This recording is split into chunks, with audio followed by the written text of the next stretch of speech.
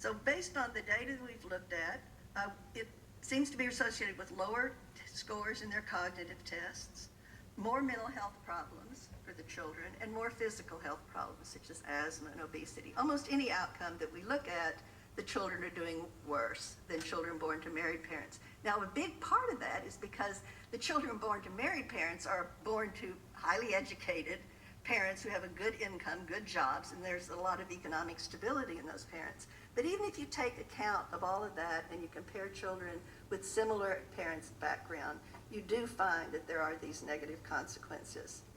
So I've recently written a big review article that looks at all of the studies that we've amassed in the last 10 to 20 years to try to look at the causal effects of this father absence on children.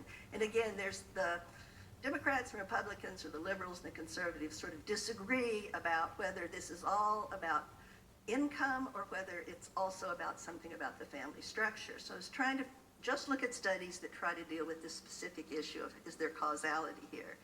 And here's sort of the bottom line of that study.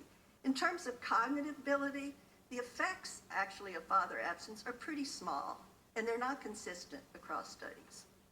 The effects on non-cognitive skills, the social emotional development, they're large. That's where these family instability really hits the kids. And it's especially, the results are consistent and the effects are especially large for boys.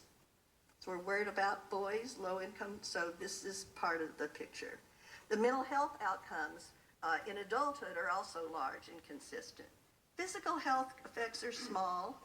The effects on education, finishing high school, going to college, turn out to be large. Now that's sort of a puzzle because you might think the cognitive effects weren't so large. So what's the problem with graduating from high school? So when we look closer, it looks like these are not problems with the cognitive ability. It's these kids are more likely to skip school. They're less likely to persist in school. So again, it's the social emotional effects that are also affecting their educational attainment. The labor market effects in adulthood are small and they're mixed results. And a large effect is on the non-marital childbearing in the future generation, and that's the effect on girls is most pronounced. So that's it. I'll let Bob talk now.